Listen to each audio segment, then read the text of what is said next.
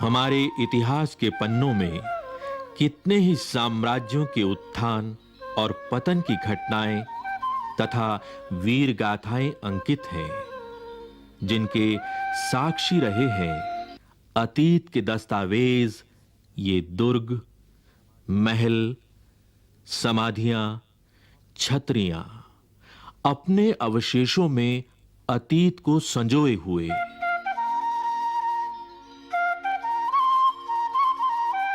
कौन थे वे लोग?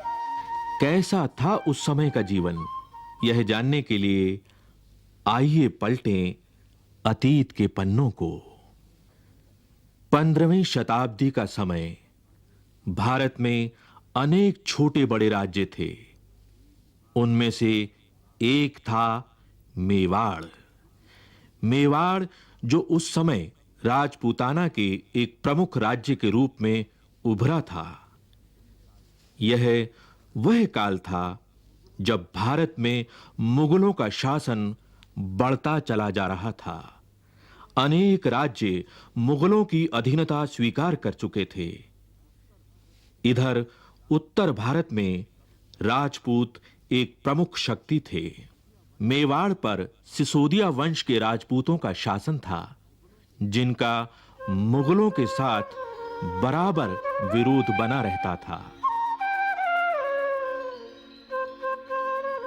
मेवाड़ के इतिहास के पन्नों को पलटें तो एक प्रमुख शूरवीर का नाम उभरता है। यह नाम है महाराणा प्रताप का। महाराणा प्रताप शौर्य के प्रतीक, मातृभूमि पर मर मिटने वाले स्वतंत्रता के पुजारी। वीर प्रताप की शौर्य गाथाओं से अरावली की घाटी आज भी गूंज रही है।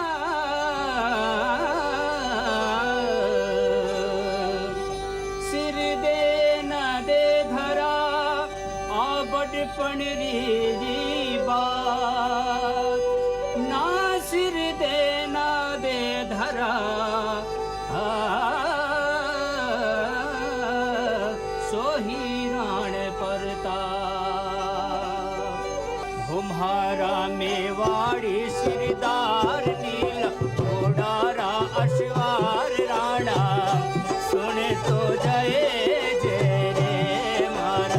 मेवाड़ी सिरदार नील घोड़ारा अश्वार राणा, सुने तो जय जय रे, सुने तो जय जय रे। मेवाड़ी राणा सुने तो जय।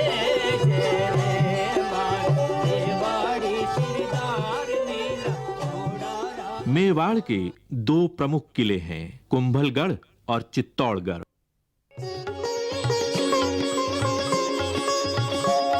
15वीं और 16वीं शताब्दी में मेवाड़ के राणा कुंभा और राणा सांगा ने मेवाड़ की कीर्ति को शिखर तक पहुंचाया। उन्हीं के वंशज महाराणा प्रताप का जन्म 9 मई 1540 को कुंभलगढ़ के किले में हुआ। यहीं इसी स्थान पर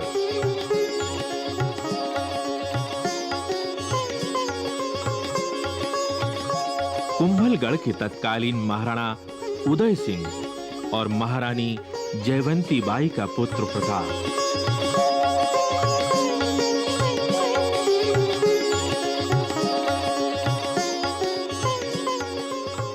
मेवाड़ का उत्तराधिकारी, प्रजा का दुलारा, भीलों की देखरेख में पला बड़ा, जिसे प्यार से वे कूका कहते थे। मेवाड़ का भावी महाराणा वनवासियों के साथ बेहद प्रसन्न रहता। देश प्रेम की ज्वाला उसके हृदय में सदा प्रज्वलित रहती, जो उसे अपने पूर्वजों से विरासत में मिली थी। मेवाड़ सदा से ही मुगलों की आंख की किरकिरी रहा और युद्ध होते रहे। मेवाड़ का राजनीतिक महत्व तो था ही, साथ ही वह गंगा भूमि के व्यापार मार्ग को पश्चिमी तट से जोड़ता था। अतः मेवाड़ को अपने अधीन करना मुगल शासकों के लिए जरूरी हो गया था। मध्यकालीन भारत का इतिहास देखें तो पाएंगे कि उस काल में महत्वाकांक्षी मुगल सम्राट अकबर का साम्राज्य लगभग पूरे भारत में छा चुका था। अनेक राजपूत सरदार, यहां तक कि राणा प्रताप के कुछ परिजन भी अकबर की अधीनता स्वीकार कर चुके थे और परिणाम स्वरूप उन्हें मिले थे ऊंचे ओहदे, ऊंची पदवियां और जागीरें।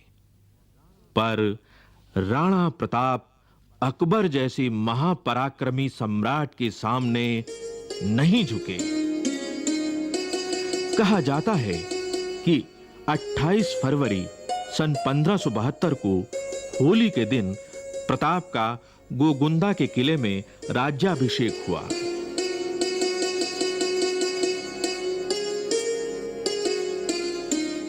जब प्रताप का राज्याभिषेक हुआ तब उन्हें न कोई राजधानी मिली, न साधनों का जरिया। वे बहुत कम साधनों से ही मुगल सम्राट से जूझते रहे। प्रताप ने हर संकट को चुनौती समझा और इससे उनके संकल्प और अधिक मजबूत होते गए। अकबर ने राणा प्रताप को यह समझाने के लिए कि वह उनकी अधीनता स्वीकार कर लें, अनेक दूत भेजे, पर राणा स्वाभिमानी थे, देशभक्त थे, वे नहीं माने। उनका राजसी वैभव छूट गया, किंतु कठिन से कठिन परिस्थितियों में भी राणा प्रताप ने अकबर की अधीनता को स्वीकार नहीं किया। चमकी मेवाड़ी तलवार बैजा तो नारा पर नार राणा। जैसी उनकी पैनी तलवार थी, वैसा ही चौकन्ना था राणा प्रताप का प्रिय घोड़ा चेतक। राणा सुनता जा जो जेमा, मेवाड़ी सिरदार नील घोड़ा रा असवार राणा सुनता जा जो जे। यदि मेवाड़ की भौगोलिक स्थिति को देखें तो पाएंगे कि इसका अधिकांश भाग पथरीला और पहाड़ी है। आसपास जंगल हैं और जनजातियों की बस्तियां हैं।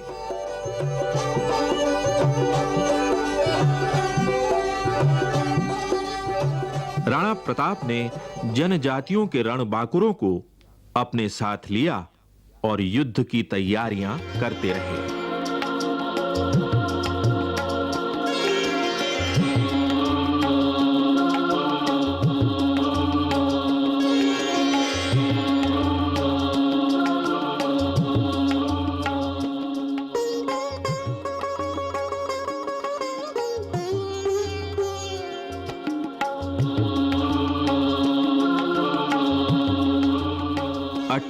जून सन 1576 ईस्वी को अकबर की सेना और महाराणा प्रताप के बीच इतिहास प्रसिद्ध हल्दी घाटी का युद्ध हुआ। एक ओर राजा मानसिंह के नेतृत्व में अकबर की विशाल सेना थी। कहा जाता है इस सेना में 10,000 घुड़सवार थे और हजारों पैदल सिपाही थे। दूसरी ओर राणा प्रताप की सेना में केवल 3,000 घुड़सवार और मुट्ठी भर सैनिक थे, मगर ये सैनिक मातृभूमि पर मर मिटने वाले रणबांकुरे थे।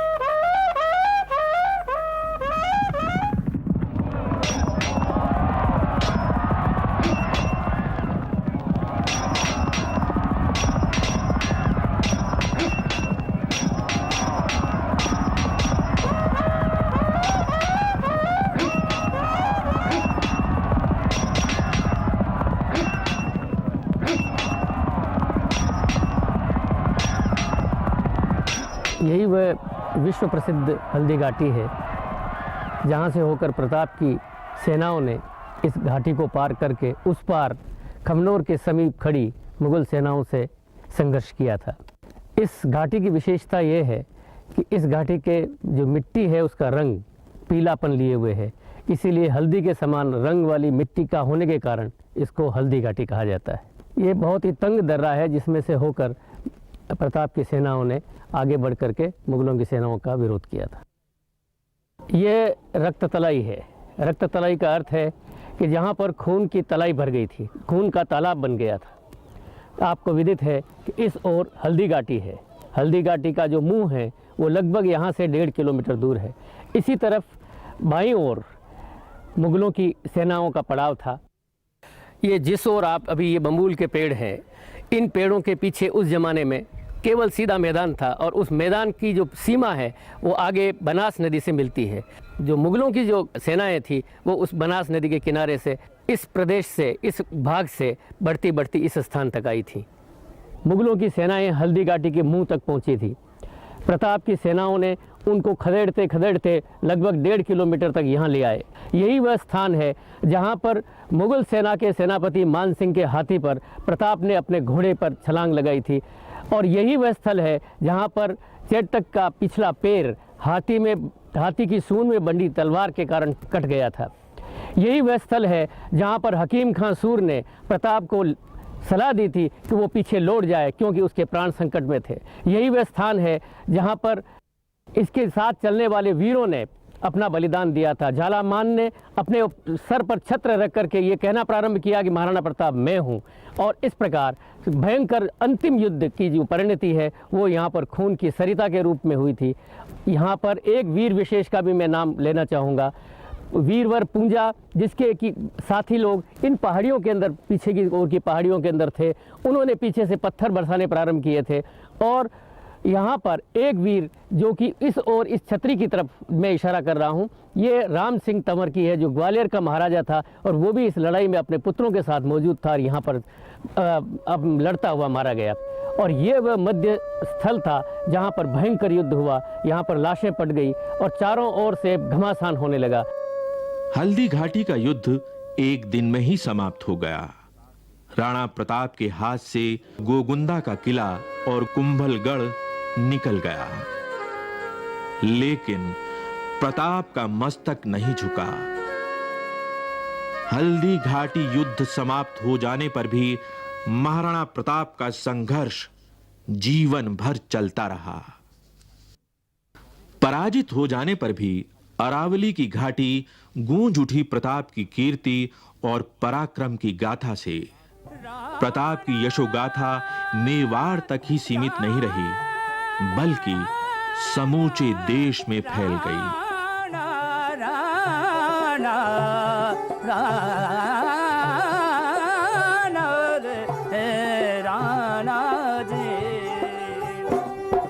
हल्दी घाटी रंगी खून सोना लो बहियो जाए। हल्दी घाटी रंगी खून नालो बहियो जाए। चमकी मेवाड़ी तलवार बैग्या खूनारा पर नाल राणा सुनता जा जो जे, सुनता जा जो जे मेवाड़ी राणा सुनता जा जो जे मेवाड़ी शिरदार नील घोड़ारा असवार राणा सुनता जा जो जे। राणा ने जंगल में शरण ली। हल्दी घाटी युद्ध के पश्चात राणा प्रताप के सामने समस्या थी कि राजधानी कहां ले जाएं। उदयपुर से 16 किलोमीटर दूर एक स्थान था चावंड। चावंड एक ऐसा स्थान था जहां पहुंचने के लिए लंबा पहाड़ी रास्ता पार करना पड़ता था। यहां पानी की भी सुविधा थी। यहीं उन्होंने अपनी नई राजधानी बनाई और शासन व्यवस्था मजबूत की। राणा प्रताप ने भामाशाह और भील सरदारों के साथ मिलकर धन और जनशक्ति संगठित की। राणा प्रताप ने छापा मार युद्ध जारी रखा। सन 1579 के बाद राणा पर मुगलों का दबाव कुछ कम हुआ, क्योंकि अकबर का ध्यान अब पूर्वी भारत के विद्रोह और उत्तर पश्चिमी सीमावर्ती गतिविधियों पर था। राणा ने अवसर का लाभ उठाकर चित्तौड़ और मांडलगढ़ को छोड़ अपने राज्य का एक प्रमुख हिस्सा वापस हासिल कर लिया और मेवाड़ फिर से स्वतंत्र हो गया। ऐसा माना जाता है कि मेवाड़ के सिंह राणा प्रताप शेर का शिकार करते हुए गहरी चोट खाकर घायल हो गए और 19 जनवरी सन 1597 को चावंड में ही महाराणा प्रताप ने अपना शरीर त्याग दिया।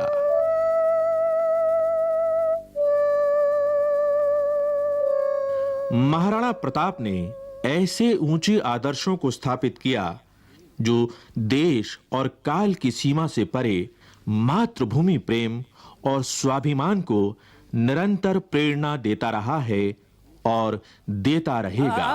माई एड़ा पूत जन जेड़ा राण परताप अकबर शूत ओझ के